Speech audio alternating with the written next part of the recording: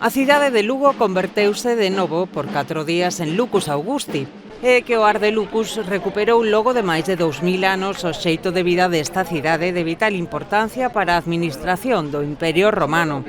Milleiros de persoas caracterizáronse como romanos ou castrexos e outros tantos tiveron a oportunidade de aprender moito do seu xeito de vida, desde as súas comidas, como moían o grao, onde vivían ou durmían, como forxaban o ferro, coidaban os cabalos ou como xogaban.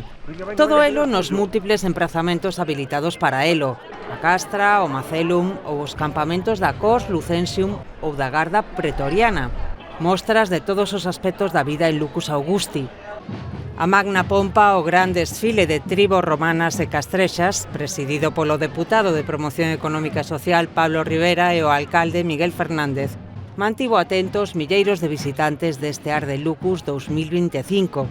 As 19 asociacións de Lugo que manteñen viva a festa durante todo o ano, máis 11 chegadas de fora, desfilaron polo recinto amurallado mostrando o noso legado histórico e cultural.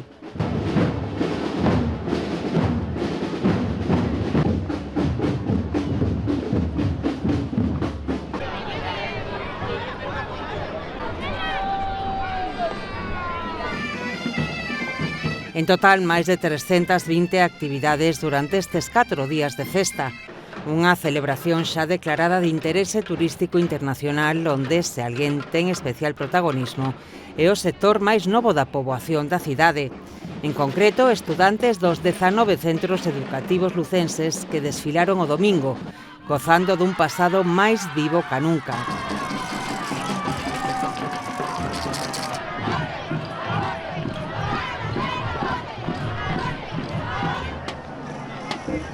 A marcha dos máis pequenos foi a máis animada de todos os desfiles militares que se sucederon estes 4 días. Pouco importou a presenza do César e senadores. O ritmo e decisión será dos rapaces ao longo de todo o percorrido. Incluso a hora de recoller os estercios. O que está claro é que xa temos relevo de tropas.